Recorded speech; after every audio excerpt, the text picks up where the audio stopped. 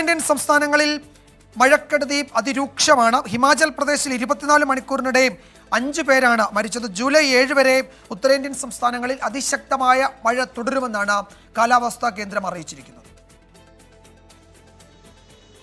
24 മണിക്കൂറിനിടെ ഹിമാചലിൽ 10 മേഘവിസ്ഫോടനങ്ങളിൽ വ്യാപക നാശനഷ്ടമാണ് ഉണ്ടായത്.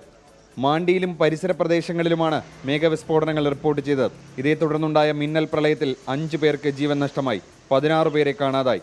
ഇതിൽ 9 പേർ ഒരേ കുടുംബത്തിലെ അംഗങ്ങൾ. ഇവർക്കായി തെരച്ചിൽ തുടരുകയാണ്. രാത്രിയുണ്ടായ മിന്നൽ പ്രളയത്തിൽ വീടടക്കം ഒലിച്ചു പോവുകയായിരുന്നു. ഹിമാചൽ പ്രദേശിന്റെ വിവിധ ഭാഗങ്ങളിലുണ്ടായ മണ്ണിടിച്ചിലിൽ നിരവധി റോഡുകൾ ഭാഗികമായി തകർന്നു. ചണ്ഡീഗഡ് മനാലി ദേശീയപാത അടച്ചതിനെ തുടർന്ന് വിനോദസഞ്ചാരികൾ ഉൾപ്പെടെ നിരവധി പേർ പലയിടങ്ങളിലായി കുടുങ്ങിക്കിടക്കുകയാണ്. 500 കോടി രൂപയുടെ നഷ്ടം സംസ്ഥാനത്തുണ്ടായെന്നാണ് സർക്കാർ വിലയിരുത്തൽ. ഉത്തരാഖണ്ഡിലും സമാനമാണ് സ്ഥിതി. 7 ജില്ലകളിൽ ഓറഞ്ച് അലർട്ട് തുടരുകയാണ്. മണ്ണിടിച്ചിൽ ഭീഷണി മൂലം നിരവധി പേരെ മാറ്റിപ്പാർപ്പിച്ചു. മിന്നൽ പ്രളയത്തിൽ കാണാതായ 7 പേരെ ഇതുവരെ കണ്ടെത്താൻ സാധിച്ചിട്ടില്ല.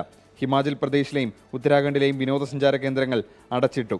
രാജസ്ഥാൻ, മധ്യപ്രദേശ്, ഉത്തർപ്രദേശ്, ജമ്മു കശ്മീർ, ഒഡീഷ എന്നിവിടങ്ങളിലും ശക്തമായ മഴ തുടരുകയാണ്. ഒഡീഷയിൽ താഴ്ന്ന പ്രദേശങ്ങളിൽ നിന്ന് ആളുകളെ മാറ്റിപ്പാർപ്പിച്ചു. 24 ഡൽഹി.